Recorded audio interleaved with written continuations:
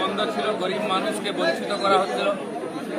এই সমস্ত প্রকল্পে দুর্নীতি হয়েছে, তাই কেন্দ্র সরকারও পয়সা দেওয়া বন্ধ করেছিল। আবার পয়সা আসছে এবং 125 দিনের কাজ হবে যেরকম যাতে গ্রামের মানুষ সুবিধা পান এবং নিয়মিত চলবে।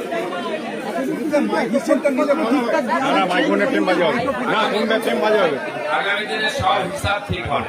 মাননীয় প্রধানমন্ত্রী বলে গেছেন সবকা সাথ, সবকা বিকাশ, সবকা প্রয়াস, এবার সবকা হিসাব। হিসাব শুরু হয়ে দেখতে পাচ্ছেন যে পুলিশকে দৌড় করে মারা হতো, সেই পুলিশ কোমরে দড়ি বেঁধে নিয়ে যাচ্ছে। মানুষ ডিম সিদ্ধ না করে কাঁচা ডিম খাওয়াচ্ছে নেতাদের। যারা লুটপাট করেছে, ভয় দেখিয়েছে, তাদের হিসাব হয়ে গেছে। সেটা করবে পুলিশ সরকার। আপনারা সরকারের সঙ্গে থাকুন, নিয়মে থাকুন, আমরা সব সফল করব। দাদা, আগে সরকার বারবার অভিযোগ করতো যে তাদের টাকা আটকে রাখা হয়েছে,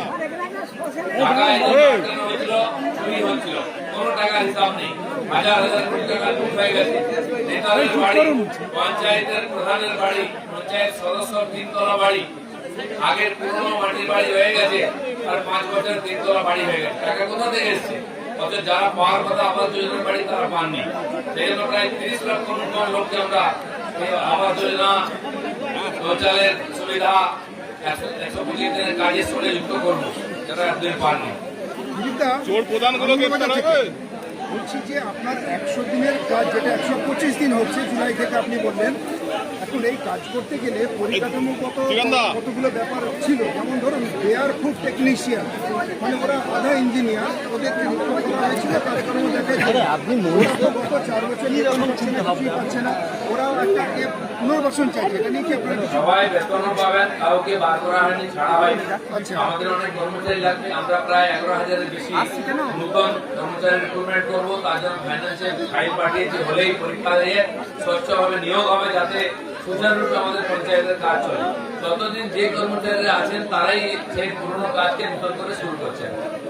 দিল্লিতে সংগঠনের কাজ হবে, আগে সরকারের কাজ হোক। দাদা, দিল্লিতে যে 3 সাংসদ যোগাযোগ করছে, এনডিএতে শরিক হবে বলছে। না, ওরা যোগাযোগ করছে। অনেক লোক টিএমসি থেকে বেরিয়ে দিয়েছেন, পরিবারবাদ থেকে তারা আলাদা করে পার্টি করে। তারা যে মনে করেন এনডিএর সঙ্গে আসবেন, সেটা আমাদের যারা নেতারা তারা ঠিক করবেন। ঠিক আছে, ভালো থাকুন।